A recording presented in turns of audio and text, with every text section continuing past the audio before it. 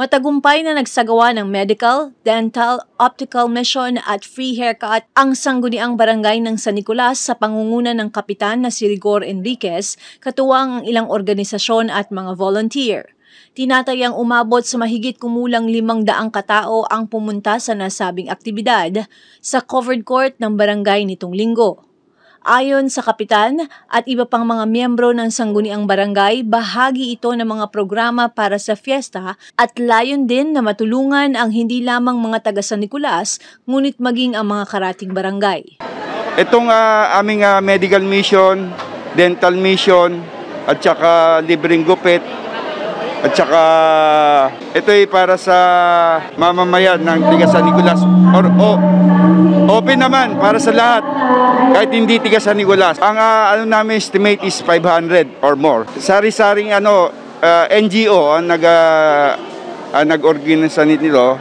Katulong kaming mga barangay, yung RR, yung mga Rotarian, tsaka iba-iba pang NGO na naki-volunteer, na nag-donate ng mga gamot, etc. etc. Siyempre, layunin natin dito makatulong sa mamahirap, mga indigent, na kahit hindi indigent, basta makatulong kahit na sino. Para sa tiga-barangay o hindi man tiga-barangay, nagpapasalamat ako sa inyo sa pagdalo ngayon.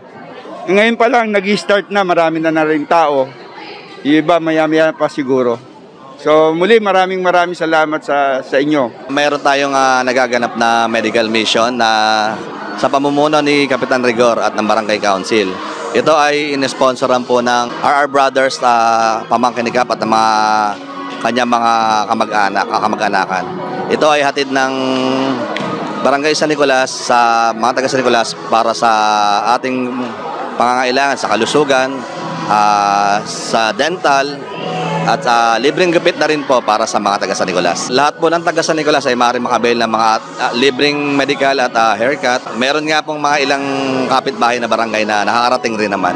Okay po sa lahat. Narito po tayo ngayon sa medical, dental, vision, and hair cutting para po ito sa aming barangay San Nicolas. At ito po ay isa sa part ng aming barangay fiesta activities San Nicolas de Tolentino on September 10. Maraming salamat po sa inyong lahat. God bless you all!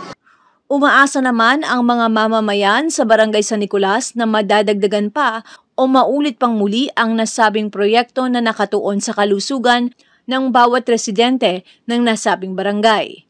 Nagpasalamat din ang Rotary Club of Pasig Sunrise sa pagkakataong maging parte ng proyekto. Bali, unang-una nagpapasalamat kami sa Barangay San Nicolas sa pagkakataon na ito na ibinigay sa amin. Ngayon, ang Rotary Club of Pasig Sunrise ay nagkaroon ng pagkakataon na mag-distribute ng mga free medicines and vitamins kasi alam natin na may kakulangan para makabili ng mga sapat na gamot para sa kanilang mga karamdaman.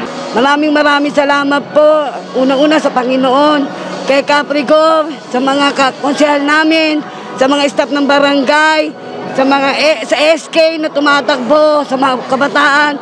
Maraming salamat sa magandang mga pinakikita niyong programa. Sana patuloy pa rin po ang programang ito dahil si Kapitan ay magandang mapatakbo ng aming barangay. Mga konsyal, magagandang pagsasama-sama, pagbibigayan, pagtutulungan.